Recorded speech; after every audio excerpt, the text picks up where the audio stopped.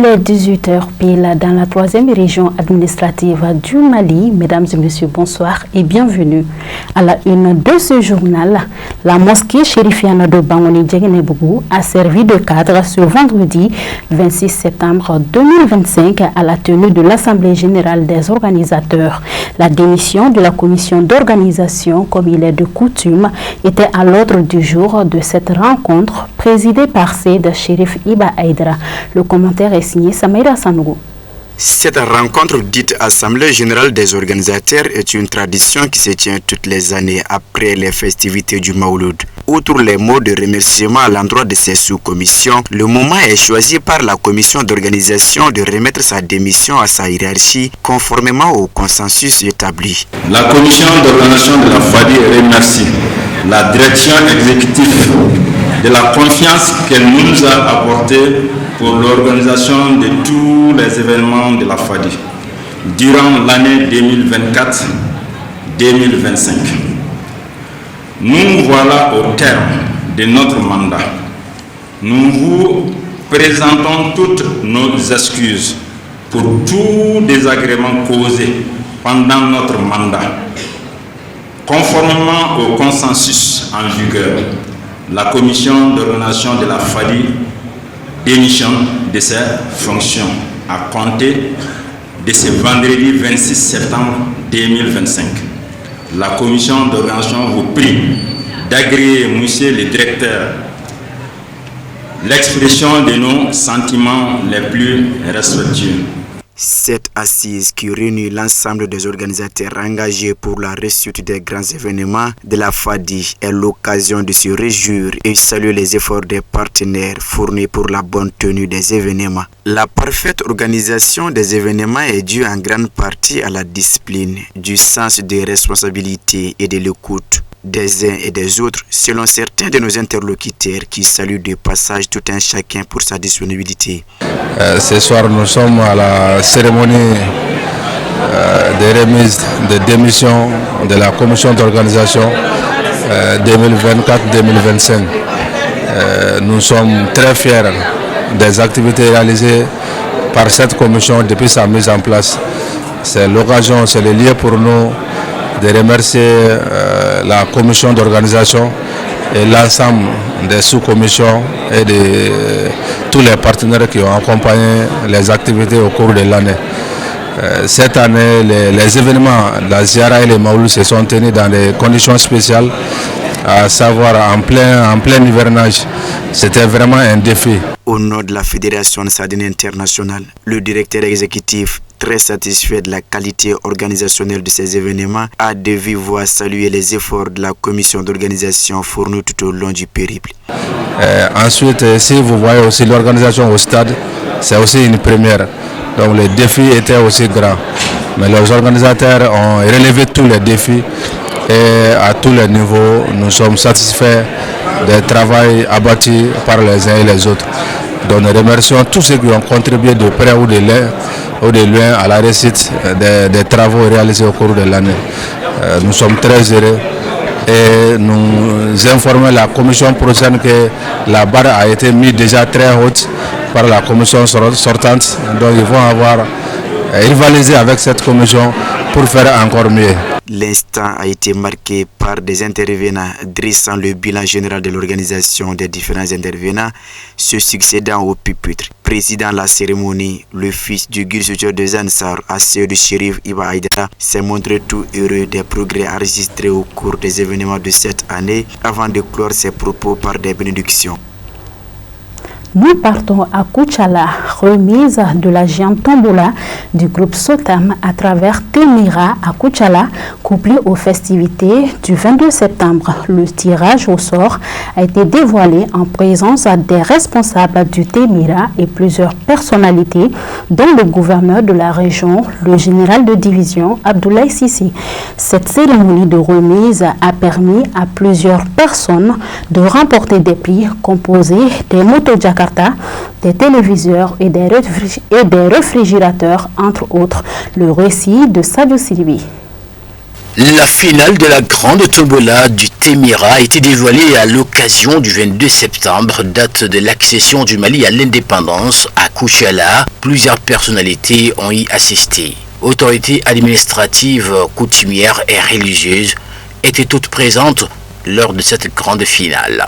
Les responsables du groupe Sotam affichent toute leur satisfaction tout en remerciant les Koutialais pour l'affluence. La Tombola a été organisée à la veille du 22 septembre. Ça a été fait sciemment. Donc le civisme, ça commence par là. Comme je vous ai si bien dit, si Dieu t'apporte quelque chose, donc il faut toi aussi, il faut enlever un peu dedans pour servir ton pays. C'est ce pays-là qu'on a enlevé pour accompagner le 22 septembre. Dans ce 22 septembre, nous avons eu l'initiative de faire belle la fête ici à Koutiala, en donnant des motos, des réfrigérateurs, des ventilateurs, des téléphones et puis plein d'autres choses. Donc le gros lot dans tout ça, ça a été les 400 litres. Dieu merci, on a donné 400 litres aux forces de l'ordre, au nom de la jeunesse. On a remis ça au gouverneur pour remettre à nos frères des forces de l'ordre. Donc pour qu'ils puissent avoir le courage de travailler sur le terrain. Les civils, ça commence par là. Donc je les encourage de travailler dur, d'être vigilants. Nous aussi, on les accompagne. Un sentiment de fierté et un sentiment de se retrouver souverain. Et un sentiment pour rappeler que c'est là qui nous ont dévancés, qui nous a apporté ce dénouement qui est l'indépendance de notre pays. C'est vraiment une journée où nous nous plaçons dans le contexte de commémoration des pères de l'indépendance qui nous ont affranchis qui nous ont amenés dans cette situation d'indépendance vis-à-vis de nos anciens maîtres. Et une pensée pieuse à l'endroit de tous ceux-là qui ont œuvré pour ça. À l'occasion du tirage au sort, les responsables du Témira ont offert 400 litres de carburant aux forces de l'ordre et de sécurité de Koutiala. Une façon pour eux de soutenir les autorités de la transition, disent-ils. On a décidé aussi d'accompagner les Koutialais, voilà, de célébrer ensemble le 22 septembre, qui est la fête de l'indépendance du Mali. Voilà, donc le PDG même du Témira, Taïrou Touré, nous a donné 400 litres, voilà, pour donner ça au gouverneur de Koutiala, voilà, de donner ça aux forces des armées. Mots de satisfaction et de réjouissance étaient les principaux discours tenus par les personnalités, lesquelles ont chaleureusement remercié le groupe Sotam Mali. Le président de la transition l'a si bien dit à travers son équipe qui est chargée de véhiculer ses œuvres sociales.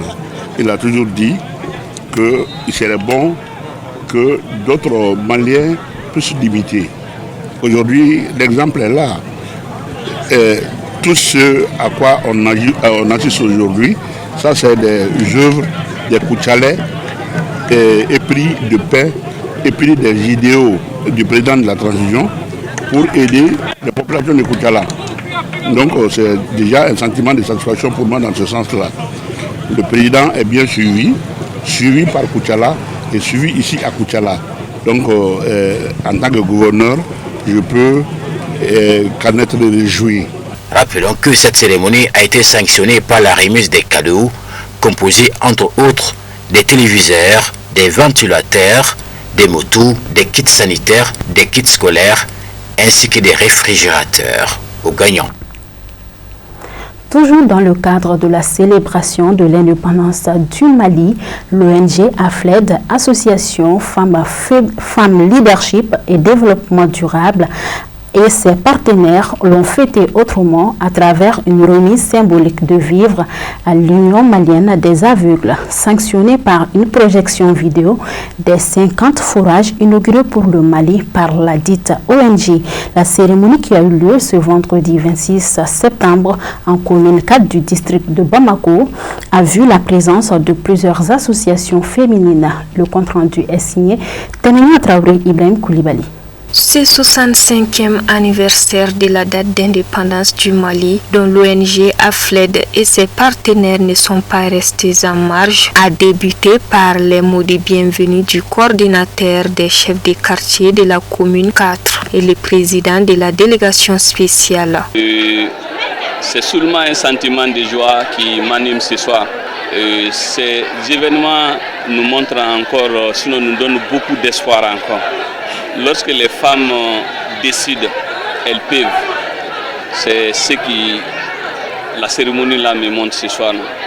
Nous sommes désormais dans un pays qui traverse des moments extrêmement difficiles.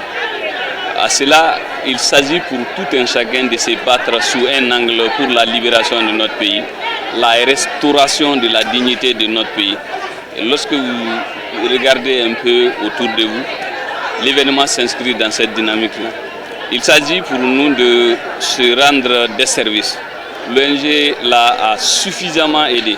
Si j'ai un autre mot à dire, c'est de demander à l'ensemble des organisations de ce pays, des ONG, de tout faire pour emprunter les mêmes pas que l'ONG AFLED. La coordinatrice de l'ONG AFLED, dans son intervention, a invité les fils et filles du Mali à l'union sacrée. Elle a par ailleurs adressé ses sincères remerciements aux autorités de la transition, en l'occurrence son Excellence le général d'armée Assimi Goïta, président de la transition.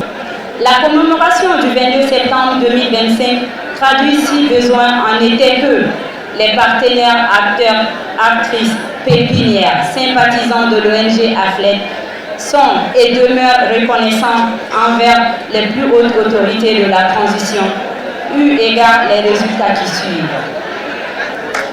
Mesdames et messieurs, cette cérémonie, bien que commémorative du 22 septembre, sera également un cadre pour témoigner de la solidarité de l'ONG AFLED à l'endroit de ses cibles comme l'UMAV, en octroyant des vivres qui sont entre autres le riz, le lait, de l'huile, etc.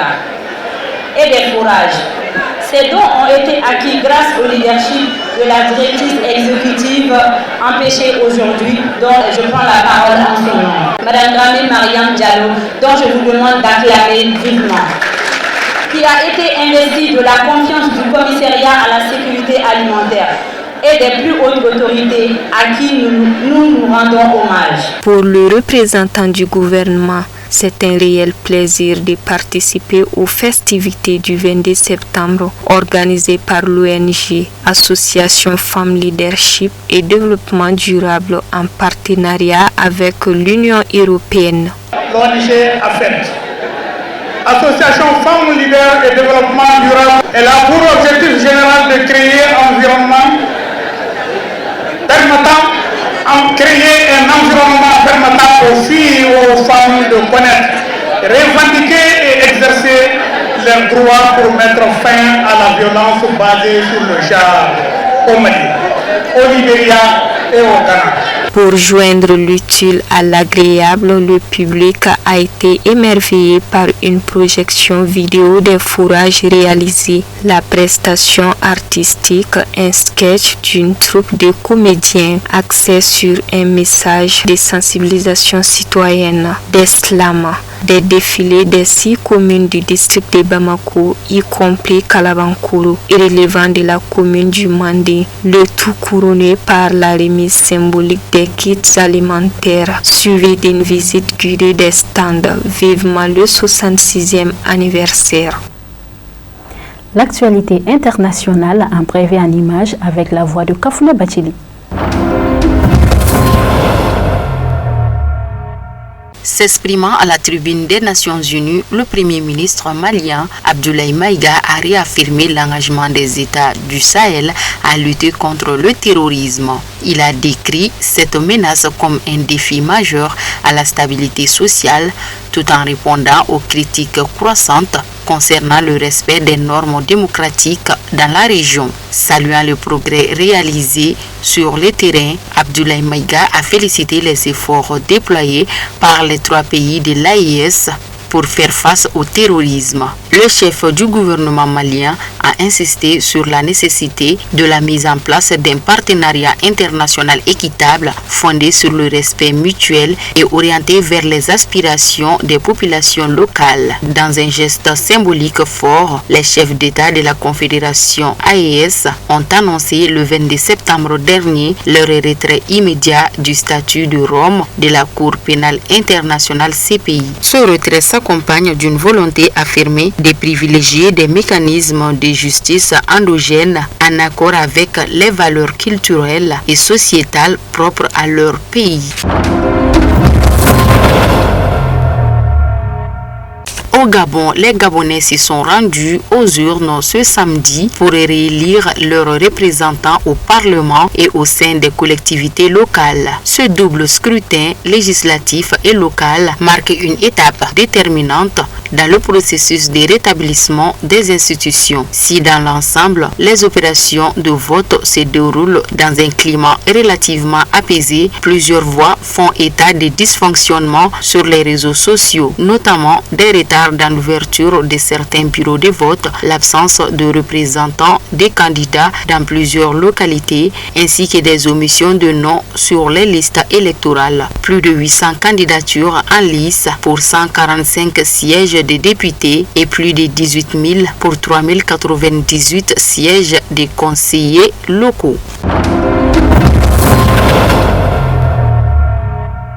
Au Nigeria, Nnamdi Kanu s'est vu refuser sa demande de libération sous condition. La justice a estimé que les procédures disposaient d'éléments suffisants pour que les leaders du peuple indigène du Biafra, ce groupe séparatiste qui milite pour l'indépendance de la région du sud-est du Nigeria, répond aux accusations de terrorisme portées contre lui par le gouvernement. Aloy Ejimakor, son avocat, a réagi. Nous sommes dessus. Notre client est toujours malade et reste détenu et nous ne sommes pas satisfaits de cette situation. Sa situation nécessite des soins urgents. Ce verdict intervient plus d'un an après que la Cour suprême a rétabli des charges de terrorisme à l'encontre de Kanu, détenu depuis 2015 après avoir été initialement arrêté pour terrorisme et trahison. Libéré sous caution en 2017, il s'est alors soustrait à la justice. En 2021,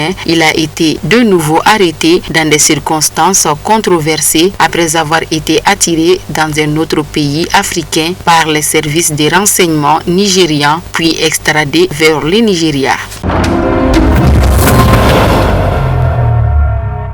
Au Madagascar, en marge des manifestations contre les coupures d'électricité et d'eau qui ont fait au moins 7 morts à Madagascar, le président malgache a limogé vendredi son ministre de l'énergie pour tenter de calmer le mouvement de protestation qui a appelé à une nouvelle manifestation ce samedi. Voitures brûlées, téléphériques vandalisés. Toute la nuit du jeudi jusqu'au petit matin du vendredi, Antananarivo a été livré au Piard. Des dizaines de magasins ont été visés. Dans ce centre commercial, presque tous les magasins ont été saccagés. L'employé de ce restaurant regarde les dégâts avec impuissance. Des dizaines de milliers d'étudiants et de jeunes travailleurs ont bravé jeudi l'interdiction préfectorale de manifester et se sont rassemblés pacifiquement dans plusieurs rues du centre d'Antananarivo. Face aux manifestants, la police a fait usage de tirs de balles en caoutchouc et des grenades lacrymogènes.